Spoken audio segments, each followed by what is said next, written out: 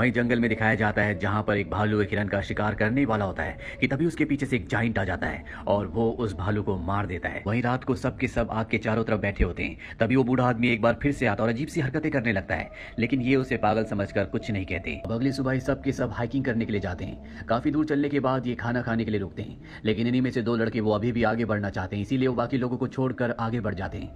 आगे बढ़ने के बाद उन्हें एक बैल का स्केलेटन मिलता है जिसका सींग का कवर उतार कर ये अपने साथ ले जाते हैं। हालांकि ऐसा करने पर मेल पुलिस ऑफिसर इन्हें डांटता है। वो कहता है कि हम यहाँ पर कुछ अच्छी चीजें करने के लिए आए, ना कि टाइम वेस्ट करने के लिए। वही हमें उस जाइंट को दिखाया जाता है जिसने भालू को मारा था। वो जब देखता है कि वहां पर बैल का एक सींग गायब है तो उसे बहुत गुस्सा आता है और वो जोर से चिल्लाता है। उसकी आवाज पूरे जंगल में गूंज जाती है, लेकिन ये सब समझते हैं कि ये किसी जानवर की आवाज है। लेकिन वो बूढ़ा आदमी जो रात को इनके कैंप में आया था, जिसकी दिमागी हालत पूरी तरह से स्टेबल नहीं लगती, वो समझ जाता है कि जाइंट अब गुस्से में है। जाइंट अब उन लोगों को ढूंढने के लिए निकल पड़ता है जिसने उसका सींग चुराया है और कुछ ही देर बाद वो इनके सामने आ जाता है। सबसे पहले वो इनमें से एक लड़की को मार देता है और इसके बाद वो मेल पुलिस ऑफिसर को भी। अब जितने भी बाकी लोग बचे हुए हैं वो सब के सब अपनी जान बचाने के लिए भाग रहे होते हैं। वहीं शहर में सीबी के पिता को दिखाया जाता है। उन्हें पता चल जाता है कि जिस पुलिस ऑफिसर के साथ उसने अपनी बेटी को काउंसलिंग के लिए भेजा है, पहले भी वो कई बच्चों को ले गया था, जिसमें एक बच्चे की मौत भी हो गई थी क्योंकि वो बच्चों को बहुत बुरी तरह से टॉर्चर करता है। ये सुनकर सीबी के पिता बहुत परेशान हो जाते हैं और वो अपनी बेटी को वापस लाने के लिए जंगल की तरफ बढ़ चलते हैं। वहीं जंगल में दिखाया जाता है कि ये पांचों के पांचों उस जाइंट से भाग रहे होते हैं और अब ये किसी भी तरह से इस जंगल से भागना चाहते हैं। लेकिन जिस गाड़ी से ये यहाँ तक आए थे उसकी चाबी मेल पुलिस ऑफिसर के पास थी, जिसे जाइंट ने मार दिया है। लेकिन इन्हीं में एक लड़का होता है जो बिना चाबी के गाड़ी को स्टार्ट करने की कोशिश करता है, लेकिन वो ऐसा नहीं कर पाता।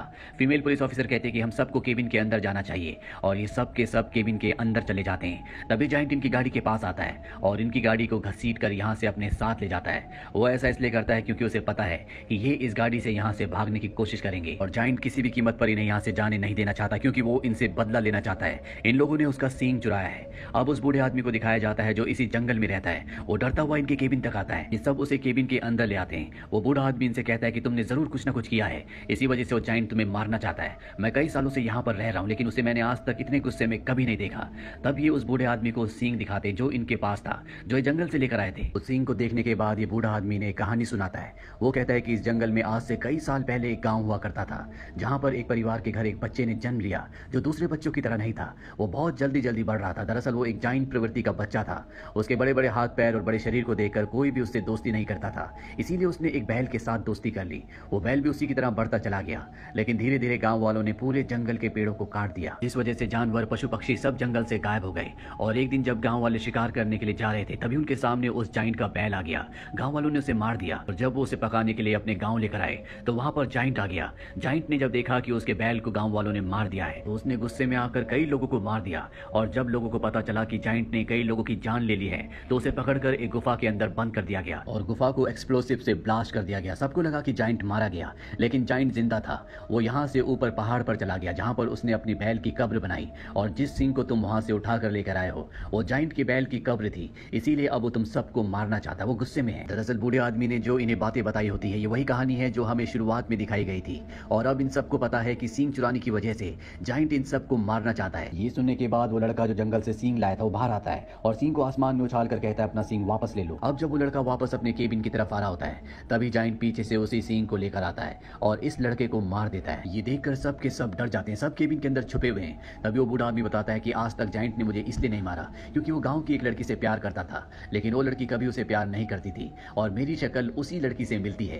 दरअसल ये एक फनी बात तो होती है, लेकिन ये एक रीजन भी होता है कि जाइंट ने उसे इसीलिए नहीं मारा होता क्योंकि इसकी शक्ल उस लड़की से मिलती है जिसे कभी वो प्यार किया करता था। वहीं अब सीबी के पिता को दिखाया जाता है जो सीबी को लेने के लिए जंगल तक पहुंच चुके हैं और वो जब जंगल के अंदर आते हैं तो देखते हैं कि वहां पर एक बहुत बड़े पैर का निशान है। वो समझ जाते हैं कि यहाँ पर कुछ ना कुछ गड़बड़ है। वो अपने साथी पुलिस ऑफिसर की डेड बॉडी को भी देख लेते हैं और अब वो अपनी बेटी को बचाने के लिए जंगल की तरफ बढ़ चलते हैं। वो यहाँ अपने रेडियो से पुलिस वालों से मदद मांगने की कोशिश करते हैं, लेकिन उनका रेडियो पुलिस स्टेशन में नहीं बल्कि एक बार में कनेक्ट हो जाता है जहाँ पर सभी लोग उनके मैसेज को, उनकी बातों को सुन लेते हैं। वहीं जंगल में जब ये बहुत देर तक केबिन से बाहर नहीं निकलते तो केबिन के ऊपर जाइंट हमला कर देता है और वहां से एक लड़की को बाहर निकाल कर मार देता है। अब इससे पहले कि जाइंट बाकी लोगों को भी मारता, फीमेल पुलिस ऑफिसर उसकी आंख पर गोली मार देती है और अब सब के सब यहाँ से भागने लगते हैं। जाइंट भी इन्हें मारने के लिए इनका पीछा कर रहा होता है, पर अब सीवी के पिता यहाँ पहुंच जाते हैं और जाइंट के ऊपर हमला कर देते हैं। जाइंट जख्मी होकर केबिन के ऊपर गिर जाता है जिससे केबिन पूरी तरह से तबाह हो जाता है। अब इससे पहले कि ये सब यहाँ से भागते, इनके सामने वही बूढ़ा आदमी आ जाता है जो इसी जंगल में रहता है। वो इनके ऊपर गन तान देता है।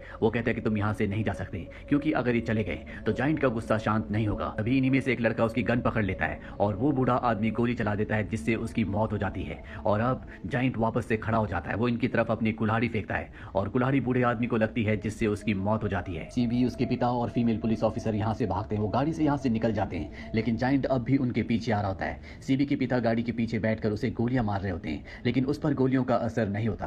तभी सीबी का ध्यान भटक जाता है और गाड़ी का एक्सीडेंट हो जाता है। अब इस सब के सब यहाँ से जाइंट से बचते हुए भागते हैं और एक नदी के ऊपर बने हुए फुट ब्रिज पर फंस जाते हैं। आगे रास्ता बंद है और पीछे जाइंट है। अब जाइंट इन्हें मारने के लिए इनकी तरफ बढ़ता है, और इससे पहले कि वो इन्हें मारता, यहाँ पर बाहर के वो लोग और कुछ मिलिट्री ऑफिसर्स पहुंच जाते हैं, जिन्होंने सीबी के पिता के मैसेज को सुन लिया था, और सब के सब मिलकर जाइंट पर लगातार गोलियां चलाते हैं, जिससे वो बुरी तरह से जख्मी हो जाता है और नीचे नदी में गिरकर डूब जाता है। और इस तरह से जाइंट का खात्मा हो जाता है। सीबी, उसके पिता और फीमेल पुलिस ऑफिसर बच जाते हैं। हालांकि इनके सारे दोस्त मारे गए, लेकिन इनकी किस्मत ने इनका साथ दिया और ये सब के सब बच गए। और इसी के साथ जाइंट की ये कहानी यहीं पर खत्म हो जाती है। ये मूवी ईयर 2013 में रिलीज हुई थी। IMDb पर इसकी रेटिंग है 3.5। उम्मीद करते हैं कि ये कहानी आपको पसंद आई हो।